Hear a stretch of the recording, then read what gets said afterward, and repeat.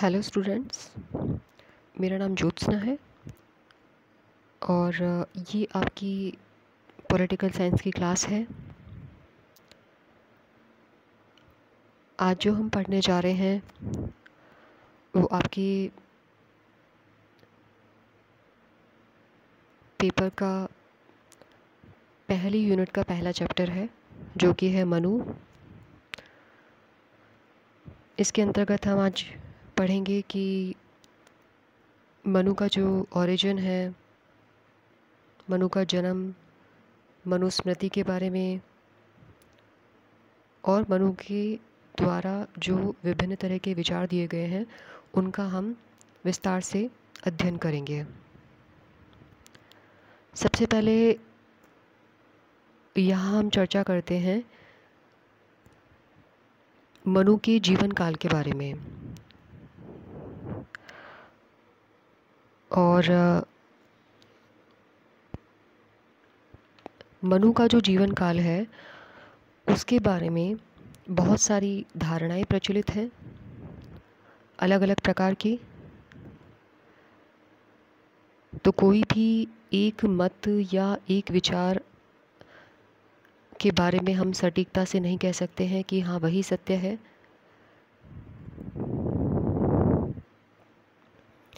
भारत की जो संस्कृति है, जो सभ्यता है, वो बहुत ज़्यादा पुरानी है। और अगर हम भारतीय संस्कृति के बारे में, सभ्यता के बारे में अगर हम अध्ययन करना चाहें तो हमें बहुत सारे ग्रंथ मिलेंगे जिनके माध्यम से हम अध्ययन कर सकते हैं। अब इन सब ग्रंथों में अलग अलग तरीके से उन बातों का वर्णन है। जैसे मान लीजिए कि मनु का जो जीवन काल है उसके बारे में ऋग्वेद में कहा गया है कि मनु जो है वो मानव सृष्टि के प्रवर्तक और समस्त मानव जाति के पिता हैं।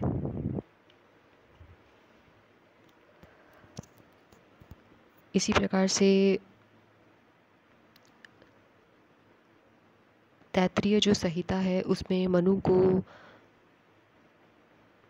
विश्व का प्रथम यज्ञकर्ता कहा गया है। पुराणों में कहा गया है कि मनु जो है वो पहले राजा हुए हैं, सूर्य के पुत्र हैं। कहीं पर पुराणों में यह भी उल्लेख मिलता है कि एक मनु नहीं हुए हैं बल्कि 14 मनु हुए हैं, यानी कि एक श्रृंखला। जिस प्रकार से राजा होता है फिर उसका बेटा राजा बनता है, इस प्रकार से। तो अलग अलग विचार जो हैं वो मनु के उद्भव के बारे में, मनु के जन्म के बारे में, मनु के जीवन काल के बारे में बहुत सारी बातें प्रचलित हैं। अब जैसे अगर हम इन्हीं ग्रंथों की अगर बात करें तो मनु की जीवन गाथा के विषय में मोटे तौर पर 2 तरीके के मतों का उल्लेख मिलता है। जैसे कि एक जो मत है वो ये कहता है कि जल प्रलय हुई थी, यानी कि पृथ्वी जो थी उस पर जल की तबाही आई थी, तो सारी जो सृष्टि थी वो नष्ट हो गई। तो उस समय सिर्फ़ और सिर्फ मनु और उनकी जो रानी थी शत्रुपा वही बच पाई थी। और इनसे 2 पुत्र और 3 पुत्रियां उत्पन्न हुई। और इस प्रकार मनु की जो संतानें थी उनसे मानव परिवार की वृद्धि होती गई। और आज जो हम मानव जाति देखते हैं वो उन्हीं के परिवार का अंश है, ऐसा तो एक मत का मानना है। अगर हम दूसरे मत की चर्चा करें तो महाभारत में शांति पर्व है, उसके अकॉर्डिंग जो शुरुआत थी उसमें क्या था कि समाज में अन्याय था, अराजकता की स्थिति विद्यमान थी, कोई नियम नहीं था, कोई कानून नहीं था, कोई संगठन नहीं था।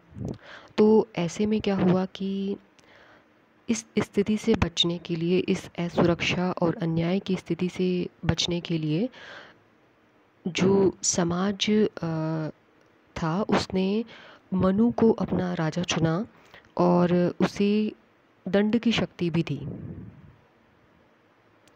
और उसे नियमित करने का वचन भी दिया। तो इस प्रकार से ये दो अलग अलग धारणाएं हैं जो मनु के जीवन के बारे में अपने अपने विचार रखती हैं। अब देखिए, जिस प्रकार से मनु के उद्भव के बारे में अलग अलग मत हैं, अलग अलग विचार हैं, उसी प्रकार से मनु की जो रचना है मनुस्मृति, उसके बारे में भी अलग अलग विचार हैं कि वो रचना किसके द्वारा रचित है या कब उसकी रचना हुई थी। तो मनुस्मृति जो है, इसके बारे में कहा जाता है कि ये किसी एक व्यक्ति के द्वारा नहीं लिखी गई है। यहाँ तक कि ये भी कहा जाता है कि मनुस्मृति की जो रचना है वो मनु की जो एक लंबी श्रृंखला की अभी हमने बात की है, तो उस एक लंबी श्रृंखला के द्वारा मनुस्मृति की रचना हुई है। इसके रचना काल के बारे में भी अलग अलग विचार प्रचलित हैं। जैसे कि विलियम जोन्स है, वो कहते हैं कि ईसा मसीह के जन्म से 2000 साल पहले मनुस्मृति की रचना की गई थी। केपी जायसवाल जो है, उनका कहना है कि ईसा मसीह के जन्म से 200 साल पहले मनुस्मृति की रचना हुई थी। वहीं मैक्स मूलर जो है, उनका कहना है कि ईसा मसीह के जन्म से 400 साल बाद इसकी रचना हुई है। तो इस प्रकार से अलग अलग विद्वानों के अलग अलग व्यूज़ हैं और उन सभी में इसको लेकर के मतभेद है। तो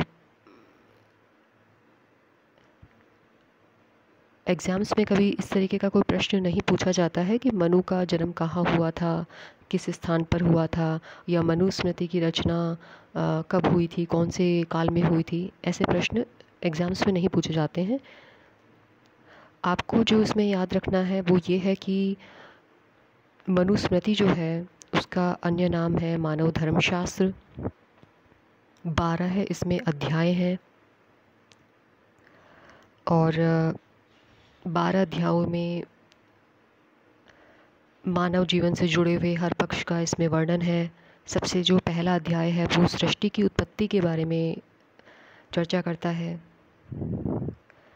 मनुस्मृति का अर्थ है कि जो मनु के उपदेश हैं उनका स्मरण, मनु के उपदेशों का स्मरण।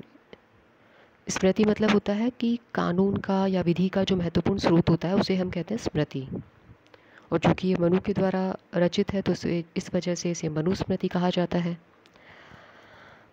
अब देखिए, मनु ने जो अपना ग्रंथ लिखा है मनुस्मृति या मानव धर्मशास्त्र, या इसे मनु संहिता भी कहा जाता है, तो इसमें राजा की दैवी उत्पत्ति के सिद्धांत का विवरण दिया गया है। तो इसमें हम अलग अलग टॉपिक्स के अंतर्गत इसके बारे में अध्ययन करेंगे कि राज्य की उत्पत्ति क्या है, या राजा के आवश्यक गुण क्या हैं, या राजा की उत्पत्ति कैसे हुई है। तो सबसे पहले हम बात करते हैं कि राज्य की जो उत्पत्ति है, राज्य के संबंध में जो मनु के विचार हैं, तो उसके अंतर्गत सबसे पहले हम ये बात करेंगे कि राज्य की उत्पत्ति कैसे हुई। क्योंकि अभी हमने क्या अध्ययन किया कि ऐसी स्थिति विद्यमान थी कि राजा नहीं था, राज्य नहीं था, तो राज्य की उत्पत्ति किस प्रकार से हुई। तो मनु अपनी रचना के अंतर्गत कहते हैं कि सृष्टि की जो प्रारंभिक अवस्था थी वो बहुत भयानक थी। ना राज्य था, ना राजा था। तो जब राजा नहीं होगा तो यानी कि दंड व्यवस्था नहीं होगी, और जब दंड देने की व्यवस्था नहीं होगी तो ऐसे में क्या होता है कि जो नकारात्मक शक्तियाँ होती हैं या जो बुरी शक्तियाँ होती हैं वो हावी हो जाती हैं। और इसी के परिणाम स्वरूप क्या हो गया कि अन्याय, अराजकता जो थी वो चारों तरफ विद्यमान थी, यानी कि मत्स्य न्याय जो होता है उसका साम्राज्य था। मत्स्य न्याय से अर्थ है, मत्स्य मतलब होता है मछली, फिश। तो जैसे तालाब है या हम पानी की बात करें तो पानी में क्या होता है कि जो बड़ी मछली होती है वो छोटी मछली को खा जाती है। उसी प्रकार से उस समय जो शक्तिशाली लोग थे वो निर्बल, अशक्त, जो कमज़ोर लोग थे उनको अपना शिकार बना रहे थे, उनको प्रताड़ित कर रहे थे, उनको शोषित कर रहे थे। तो ऐसी स्थिति में चारों तरफ क्या हो सकता है कि भय का, दुख का वातावरण था। तो इस स्थिति में यहाँ पे ध्यान दीजिए, ईश्वर ने देवताओं के अंश को लेकर के राजा की व्यवस्था की। यहाँ पे जो राजा की व्यवस्था की बात की जा रही है वो ईश्वर के द्वारा की जा रही है। और ईश्वर ने जो राजा की व्यवस्था की वो किसके लिए की? प्रजा की रक्षा के लिए, धर्म की स्थापना के लिए।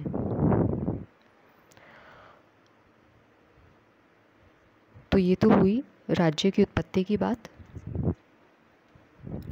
आगे हम चर्चा करते हैं कि जब राज्य आ गया तो उसके बाद में राजा किस प्रकार से उत्पत्ति हुई। तो अभी हमने बात की कि ईश्वर ने देवताओं के अंश को लेकर के राजा की रचना की। अब मनु कहते हैं कि ईश्वर ने 8 देवताओं का अंश लिया और उससे राजा की रचना की। 8 देवताओं के जो नाम है ये आपके सामने हैं। आपको इन 8 देवताओं का नाम याद नहीं रखना है, लेकिन कम से कम 2-3 देवताओं का नाम तो आपको याद होना ही चाहिए, जैसे कि इंद्र, सूर्य, यम, कुबेर, चंद्रमा, वायु, अग्नि, वरुण। इस प्रकार से ये 8 देवता हैं। अब जैसे सूर्य से ईश्वर ने क्या लिया? प्रताप, यानी कि ये अंश लिया। कुबेर से धन लिया, चंद्रमा से आनंद लिया, और इस प्रकार से राजा की रचना की। अब राजा की जो उत्पत्ति हुई है वो क्यों हुई है? प्रजा की रक्षा कर सके, धर्म की स्थापना कर सके। तो इस प्रकार से राजा अथवा राज्य की उत्पत्ति हुई।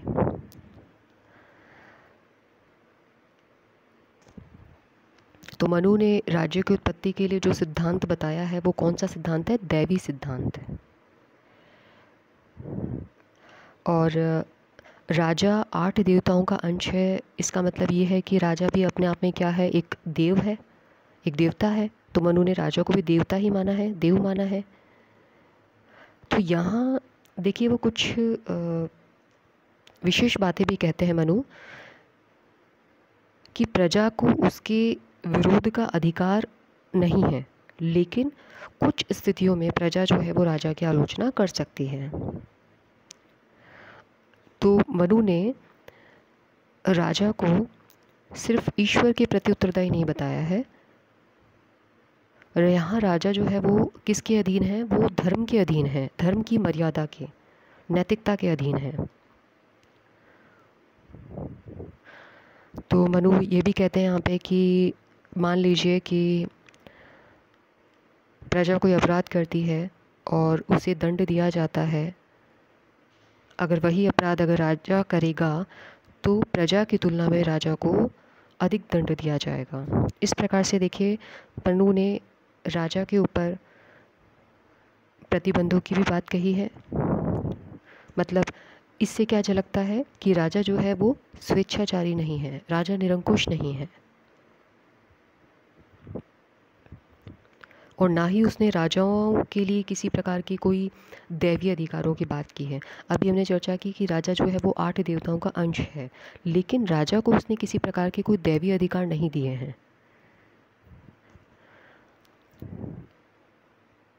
तो इस प्रकार से मनु का जो राजा है वो मनु ने अपने राजा को, उसकी सत्ता को नैतिक नियमों के अधीन, धार्मिक नियमों के अधीन किया है। तो आज हमने चर्चा की है कि मनु जो है उनका जन्म, उनके जो रचना है मनुस्मृति उसके बारे में, और मनु के अनुसार राजा अथवा राज्य की उत्पत्ति जो है वो किस प्रकार से हुई है। तो दैवी उत्पत्ति के सिद्धांत की हमने चर्चा की। बाकी जो है वो नेक्स्ट वीडियो में पढ़ेंगे। Thank you.